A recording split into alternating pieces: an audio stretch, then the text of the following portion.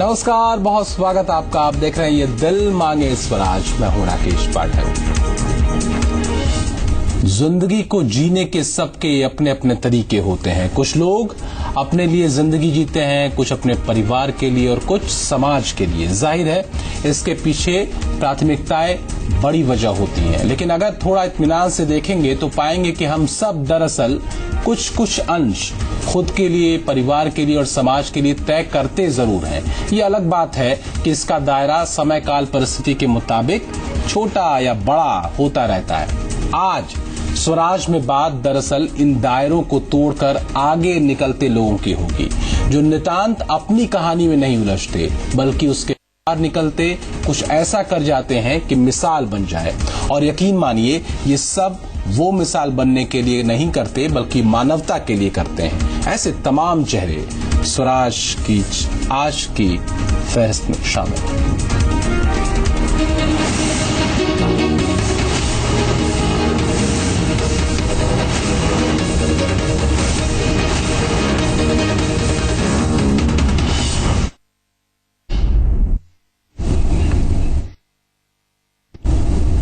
हरदा हादसे के बाद एक रात और गुजर गई। दिन के उजाले में जिस किसी ने भी वो मंजर देखा वो अंदर तक हिल गया। लेकिन क्या आप जानते हैं, सवाल जवाब, जिम्मेदारी, लापरवाही वगैरह के दौर से बचते बहुत सारे लोगों का समूह दुर्घटना स्थल पर तेज बारिश के बीच देवदूत बनकर खड़ा हो गया था। वो तमाशबीन नहीं थे, ये वो लोग थे जो घुप अंधेरे में आई विपदा में ज्यादा से ज्यादा जिंदगियों को बचा लेने के मिशन पर उतर गए थे, जान हथेली पर रखकर। ये गांव वालों का वो समूह था जिसके लिए प्राथमिकता हादसे का शिकार हुए लोगों तक मदद पहुंचाना थी।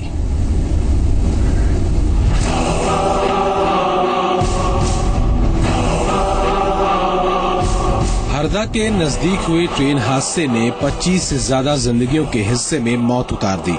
भीषण हादसे के बाद अगर कुछ जिंदा रहा तो वो रही मानवता। इस बात से इनकार नहीं किया जा सकता कि समय पर मिली मदद की वजह से मौतों का आंकड़ा काफी हद तक सिमटा, वरना तस्वीरें और भयावह हो सकती थी। तेज बारिश और माचक नदी के हाहाकारी प्रवाह ने स्थितियां बहुत ही ज्यादा खतरनाक और दुरूह बना दी थी।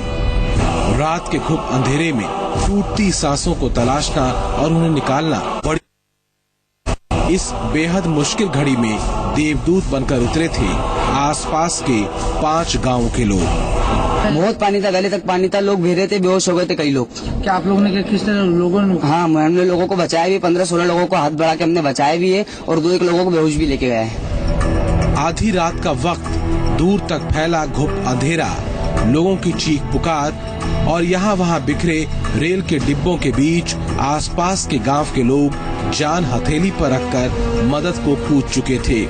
ये अथक जूझते रहे रात से लेकर सुबह तक। जख्मी लोगों को निकालना, उन्हें ढांढस बंधाने से लेकर उन्हें तुरंत इलाज मुहैया कराना तक गांव के लोगों ने सुनिश्चित किया। ग्रामीणों का बस एक मकसद था, ट्रेन के डिब्बों में फंसे ज्यादा से ज्यादा यात्रियों को सकुशल बाहर निकालना, उनकी जिंदगी बचाना। ग्रामीण आप देख सकते हैं काफी तादाद में ग्रामीणों ने यहाँ पर काफी मदद की है, जिन्होंने लोगों को निकालने में। रात को जो तमाम जो ग्रामीण थे वो यहाँ पर आए, उन्होंने लोगों को निकाला, उनको रेस्क्यू किया, अस्पताल तक पहुँचाया। लेकिन उसके बावजूद आप देख सकते हैं किस कदर रेल के डिब्बों की हालत ये बता रही है कि लोगों को यहाँ पर किस तरह से जो है मौत जो है वो कहर बनकर टूटी, और उस वक्त टूटी जब लोग पूरी तरह से बेफिक्र होकर अपनी बोगी में सो रहे होंगे। भारी बारिश, बाढ़ का पानी का तेज बहाव और रेलवे के बिखर चुके इस पुल पर लोग रात भर लोगों को बचाने के काम में जुटे रहे। तेज बारिश और खौफनाक मंजर ने भी मानवता भरे हौसलों को कमजोर नहीं होने दिया। वो जूझ रहे थे हर एक शख्स को बचाने के लिए। तमाम जो सफर था वो दरअसल मौत का सफर साबित हुआ। ये जो पानी आप देख रहे हैं इसमें काफी जो लोग हैं वो बह गए। आप जो पूरा खेत जो देख रहे हैं, यहाँ पे काफी तादाद में लोगों को यहाँ से निकालकर अस्पताल ले जाया गया है, और हो सकता है कि उसमें से काफी लोग जो अपनी जिंदगी की जो जंग है वो हार चुके हों। ग्रामीणों ने यहाँ पर काफी मदद की है, काफी लोगों को यहाँ से निकाला है। लेकिन आप देख सकते हैं कि ये एक भीषण हादसा था जो कि कहीं ना कहीं कई सवाल भी खड़े करता है। और ये मैं आपको वो तस्वीर भी दिखाना चाहूंगा। ये वो इमरजेंसी जो है है विंडो है, वो इमरजेंसी गेट है, जिससे निकलने की भी शायद यहाँ पर कोशिश लोगों ने की हो। ये इमरजेंसी विंडो खुली हुई है। मंगलवार की रात हादसे से तकरीबन 1 घंटे पहले तक हरदा के भिरंगी और खिरकिया इलाके में लगातार भारी बारिश हो रही थी। मूसलाधार बारिश में अमूमन लोग घरों में दुबके होते हैं। गांव में तो वैसे भी 8-9 बजे तक लोग नींद की आगोश में चले जाते हैं, लेकिन जैसे ही लोगों को हादसे की खबर मिली, वो बेतहाशा दुर्घटना की जगह की ओर दौड़े। भारी बारिश ने अचानक मचाक नदी में जलस्तर बढ़ा दिया था। पूरा इलाका भयंकर बारिश के जद में था। मदद का काम भी जोखिम भरा था, लेकिन लोगों ने हार नहीं मानी, वो डटे रहे। काफी तादाद में ग्रामीणों ने यहाँ पर काफी सहयोग किया, काफी तादाद में लोगों को यहाँ से निकाला। आप भी मौजूद थे जब निकालने में? हाँ सर, मौजूद थे यहाँ पे। किस तरह का दृश्य था जब आपने पूरा घटनाक्रम क्या हुआ, ये गाड़ी पहले आगे खड़ी रह गई, फिर इसके बाद में कमायनी आई, तो कमायनी की वजह से ये क्या धंसती चली गई, इसकी वजह से ये गाड़ी भी धीरे से आगे नीचे। इसमें क्या बचाव, लोगों ने यहाँ से 20-25-50 लोग को बचाया। यहाँ से बचाने के बाद में यहाँ से फिर क्या हुआ कि हरदा रिफर करा, जो गाड़ी उनकी आई थी। अंदाजा लगाना मुश्किल नहीं कि परिस्थितियां कैसी थी, लेकिन बह चुके पुल के बचे हिस्से पर खड़े होकर भी लोगों ने जिंदगियों को तलाशना जारी रखा था। ये वो पुल था जो रात में ट्रेन के गुजरते वक्त वजन और दबाव से पानी में समा गया था, और इसी के तुरंत बाद वहां से गुजरती कामायनी और जनता एक्सप्रेस ट्रेन के डिब्बे पटरियों से उतर गए थे। इन 5 गांवों के लोगों के जज्बे, हिम्मत और मानवता के लिए किए गए काम की तारीफ हर किसी की जुबान पर रही। मैं ग्रामीण क्षेत्र की जनता को, आसपास के गांव के बहनों और भाइयों को हृदय से धन्यवाद देता हूं। ये उनकी सजगता थी, मानवीयता थी। उन्होंने अपनी जान हथेली पे रख के हमारे ट्रेन के यात्रियों को बचाने की कोशिश की, और इस कारण बड़ी संख्या में हमारे यात्री अपनी जान बचा पाए। उनका मैं हृदय से आभारी हूँ, धन्यवाद देता हूँ। काफी युवा भी इसमें शामिल थे, काफी युवाओं ने भी जो है बहुत अच्छा काम किया। सब आसपास के सभी गांव के युवाओं ने बहुत अच्छी भूमिका निभाई, उनको धन्यवाद। हरदा हादसे में जख्मी लोगों की मदद करके मानवता की मिसाल बने ग्रामीणों को सम्मानित करने का फैसला राज्य सरकार ने किया है। यकीनन हादसे के बाद की ये तसल्ली देने वाली तस्वीर है, जिसके सहारे एक जिम्मेदार नागरिक के तौर पर हमारी भूमिका भी कहीं तय होती है। हादसों से निपटने के लिए तंत्र क्या करता है, ये उसके पाले की बात है, लेकिन लोगों का संवेदनशील होकर मदद के लिए एक साथ खड़े हो जाना स्वराज की सबसे मजबूत तस्वीर है। ब्यूरो रिपोर्ट, जी मीडिया। यकीनन हरदा में हुए हादसे के दौरान ग्रामीणों का पीड़ितों की मदद के लिए उतरना एक बड़ी मिसाल है। यहाँ बस एक मकसद था, लोगों की जिंदगी को बचाना। सोचिए कैसे हमारी प्राथमिकताएं भी वक्त तय कर देता है, और यही वक्त किसी को भी एक मिसाल में बदल भी देता है। गुलाब मिंज याद है आपको? जी हाँ, वही गुलाब मिंज जो एक हेड कांस्टेबल हैं, ग्वालियर के कोतवाली थाने में पोस्टेड हैं, और जिनकी मानवता की सेवा की मिसाल भी लोगों की जुबान पर है।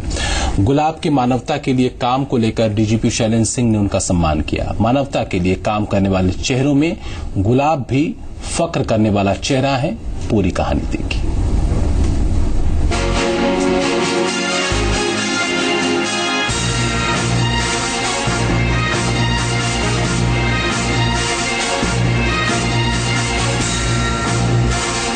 हमारे स्वराज के हिस्से में हमारी सुरक्षा की जिम्मेदारी है पुलिस महकमे की।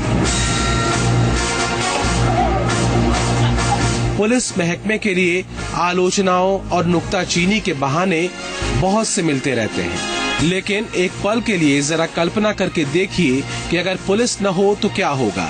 आलोचनाओं के स्थापित दौर में कहीं हम पुलिस विभाग की प्रशंसा न करके पूर्वाग्रह को पूरी तरह से ओढ़ तो नहीं चुके हैं। कायदे से मेरा ये सवाल इस रिपोर्ट के अंत में आना चाहिए था, पर मैं शुरुआत इसी से कर रहा हूँ। और यकीन मानिए, ये खबर जब आप सुनेंगे तो शायद पहला सवाल आपके भी जहन में वही होगा जो मेरा है। अब खबर पर आई। खबर बनती है पुलिस के बेहद संवेदनशील चेहरे पर, वो चेहरा जो कई बार सिर्फ अपने रूखेपन की वजह से सुर्खियों में आता है।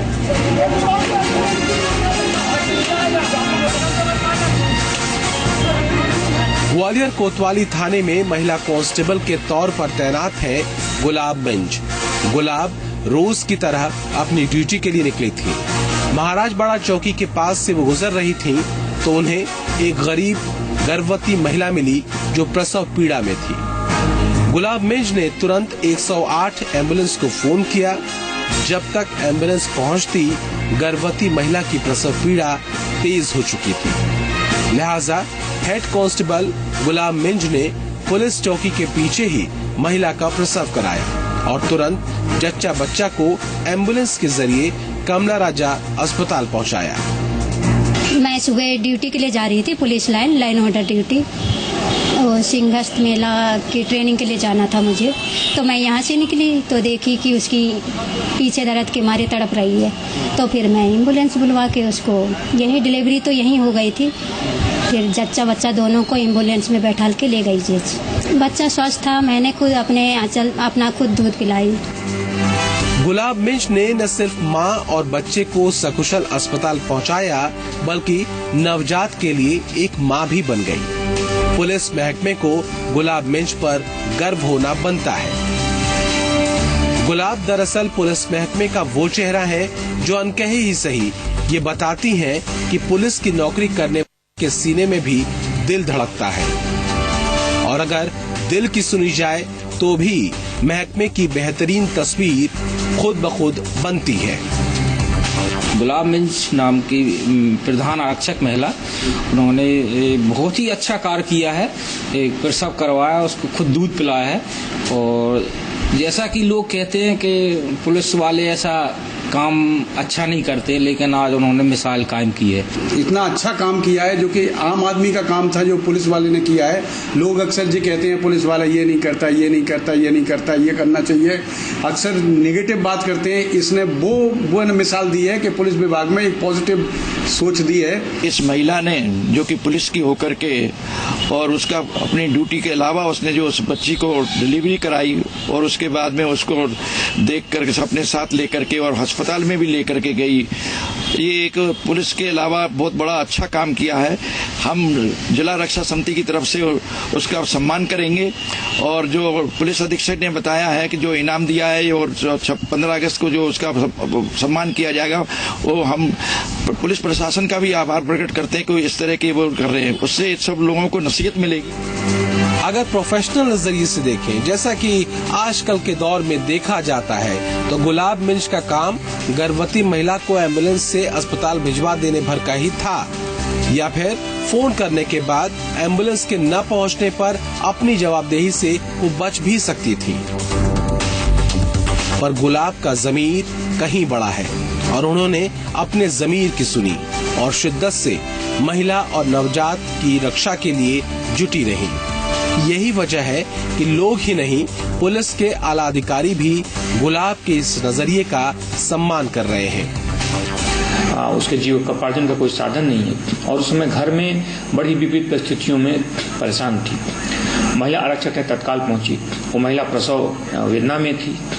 महिला आरक्षक ने न सिर्फ उसकी तत्कालिक मदद की, उसको अस्पताल पहुंचाया, बल्कि बच्चे की भी प्रारंभिक देखभाल की। यह निश्चित तौर पे यह जो कार्य किया गया उसके पीछे मानवीयता का भाव सबसे ऊपर था और इसके लिए, इस कार्य को करने के लिए महिला आरक्षक को पुरस्कृत भी किया जा रहा है। इसमें कोई दो राय नहीं कि गुलाब मिंज एक मिसाल है। स्वराज में ऐसी मिसालें बननी और बनती रहनी चाहिए। खासकर पुलिस महकमे के लिए गुलाब एक रास्ता दिखा रही हैं, जहां एक बेहद संवेदनशील दिल जरूरी है, जो उम्मीद के अंतिम सिरे तक दूसरे के लिए कोशिश करता है। ये संदेश गहरा है और बेहद बड़ा भी। और जरा इसका एक पहलू और भी देखिए कि नवजात बच्चे के जिंदगी भर हेड कांस्टेबल गुलाब की बेहतरीन कहानी महकती रहेगी। इस दुनिया में कदम रखने का उसका पहला अनुभव बेहद सकारात्मक कहानी से भरा है।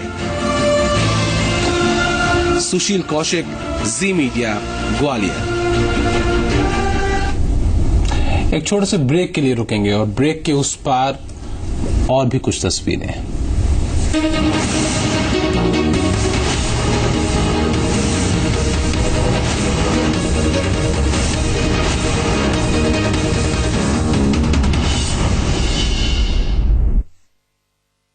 सुन के देख पलट के कूट कूट के निखरे जो हो मिर्ची हम अपनाए जैसे एवरेस्ट का की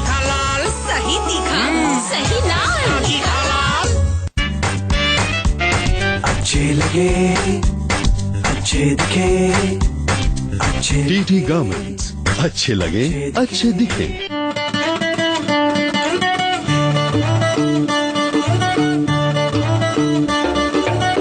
जरा सी हंसी दुलार जरा सा, Amul the taste of India. जरा सी हंसी दुलार जरा सा, Amul the taste of India. जरा सी अनबन प्यार जरा सा, Amul the taste of India. बना दे हर पल को जैसे, हर पल मस्ती का यही तो अमूल है, स्वाद इंडिया का यही तो अमूल है। The taste of India, taste of India, the taste of India, अरे इतनी पढ़ाई करने के बाद किस बड़े शहर में नौकरी करेगा? यार मैं तो इसी गांव में रहूंगा, अब अपने खेतों से सोना उगाऊंगा। कैसे? मेरे ट्रैक्टर ब्रांड मोनोसिल, नुवान और थाईमेट। लाओ इंसेक्टिसाइड इंडिया की ट्रैक्टर ब्रांड कीटनाशक दवाई।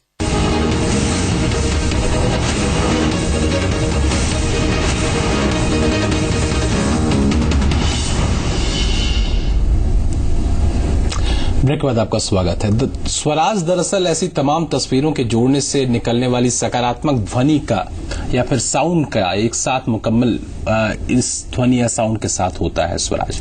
लेकिन हमारा पक्ष भी इसमें गहरा है। समाज के लिए हमेशा ऐसा नहीं होता कि वक्त ही हमें मौका दे। कुछ मौके हमें खुद से भी उन अनजान चेहरों के लिए निकालने चाहिए जिनको मदद की सबसे ज्यादा जरूरत हो।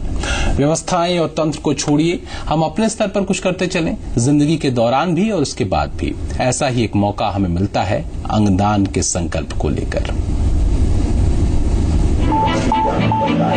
भीड़ में हमारी पहचान क्या है? जिंदगी के बाद हमारा समाज को योगदान क्या है? कभी अकेले में बैठकर तसल्ली से ये सोचना भी जरूरी है। हम मानव हैं, लेकिन मानवता की कसौटी पर किए गए हमारे काम कितने यादगार और फख्र करने वाले हैं। ऐसा नहीं है कि हम सब ने कभी किसी न किसी रूप में किसी अनजान शख्स की मदद न की हो। करते हैं हम सभी, अपनी हैसियत, अपनी सीमाओं में रहकर और कभी कभी तोड़कर भी। लेकिन हम में से कितने ऐसे लोग हैं जो ये सोचते हैं कि कुछ ऐसा करें कि किसी की जिंदगी रोशन हो, कोई परिवार हमारे बाद हमारी वजह से चल निकले। ये सोचना भर भी एक साहसिक काम है। साहस जो दूसरों की जिंदगी में उजाला बिखेर दे, वो सम्मान के योग्य है। आज अंगदान दिवस है। जीवन के बाद किसी के जीवन में उम्मीदों और सांसों को भर देने के संकल्प लेने का दिन। वैज्ञानिक नजरिए से देखें तो भी और आध्यात्मिक या मानवीय नजरिए से समझे तो भी ये महान काम है। किसी के लिए अपने जीवन देने वाले अंगों का दान देना ये सबसे पवित्र काम है। आमतौर पर लोग धार्मिक आस्थाओं की वजहों से अंगदान कर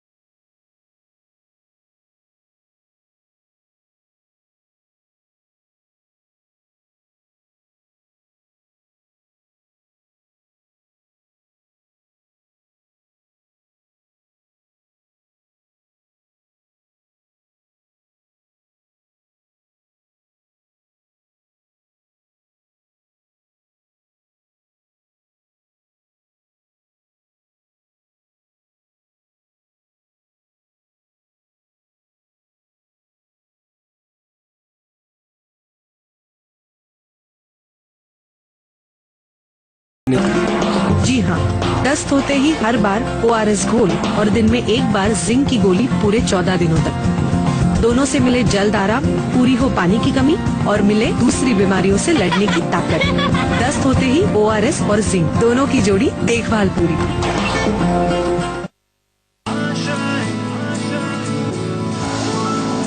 एम्बिशन तो है बट प्लान नहीं। Should I go for management और इंजीनियरिंग?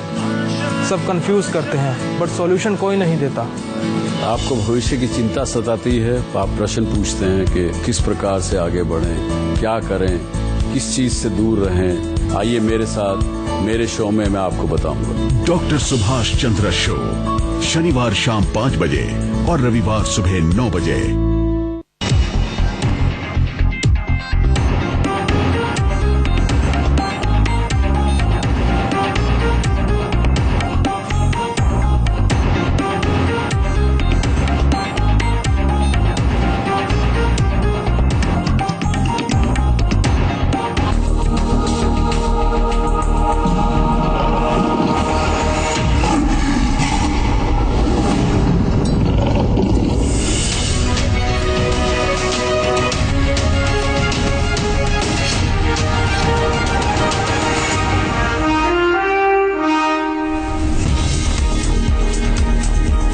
हरदा नहीं जा पाएंगे रेल मंत्री सुरेश प्रभु। भारी बारिश की वजह से रेल मंत्री का हरदा दौरा रद्द। भोपाल में अधिकारियों से की मुलाकात।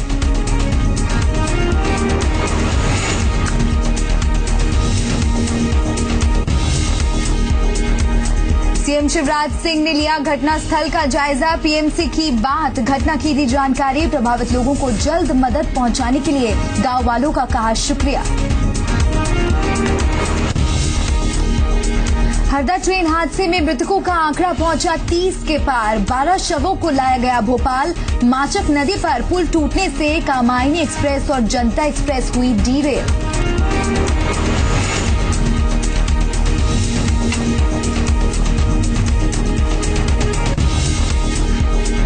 रेलवे देगी मृतकों के परिवार वालों को 2-2 लाख रुपए का मुआवजा। गंभीर रूप से घायल लोगों को 50-50 हजार रुपए तो मामूली रूप से घायल लोगों को मिलेगी 25-25 हजार रुपए की मदद। एमपी सरकार भी देगी अतिरिक्त मदद।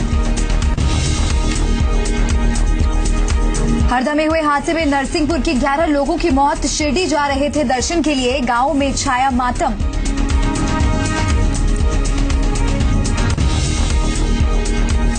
हरदा में अब भी रुक रुक कर हो रही है बारिश। उज्जैन और धार में भी बारिश से बुरा हाल।